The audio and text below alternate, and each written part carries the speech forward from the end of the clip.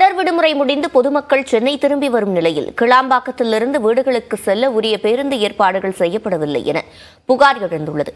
விவரங்களை செய்தியாளர் ராபர்ட்டிடம் கேட்கலாம். ராபர்ட், முழுமையான விவரங்கள். கண்டிப்பா சிவரஞ்சனி, கிளாம்பாக்கம் பேருந்து நிலையம் தற்போது திறந்து இன்று 3வது நாள் ஆகிறது.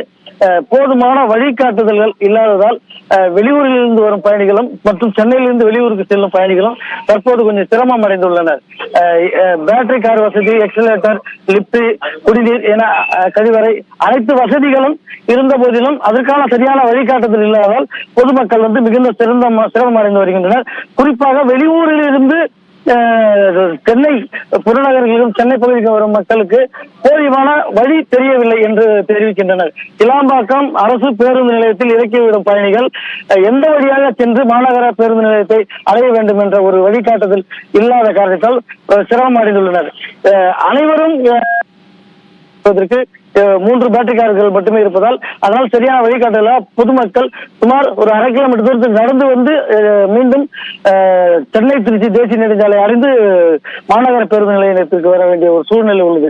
இதற்கான மாற்று ஏற்பாடை அரசாங்கம் உடனடியாக தர வேண்டும் என்ற முக்கியமான ஒரு கோரிக்கை முன்வைக்கப்படுகிறது.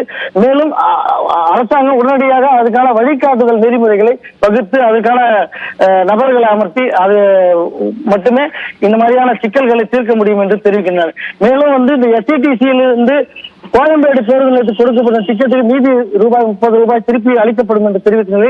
அதுவும் சிலருக்கு அளிக்கப்படுவதில்லை அப்படின்ற ஒரு குற்றச்சாட்டும் தற்போது எழுந்துள்ளது. எந்த நிலை எப்படி இருந்தாலும் உடனடியாக பேருந்து நிலையத்தில் இறங்கினவனே மாற்று பேருந்துக்கு ஏற வேண்டிய மனநிலையில் மட்டுமே மக்கள் இருப்பதால் அதற்கான வழிநெறிகளை அரசு உடனடியாக வகுத்து தர வேண்டும் என்ற கோரிக்கை பிரதானமாக உள்ளது. விவரங்களை வழங்கியமைக்கு நன்றி ராபர்ட்.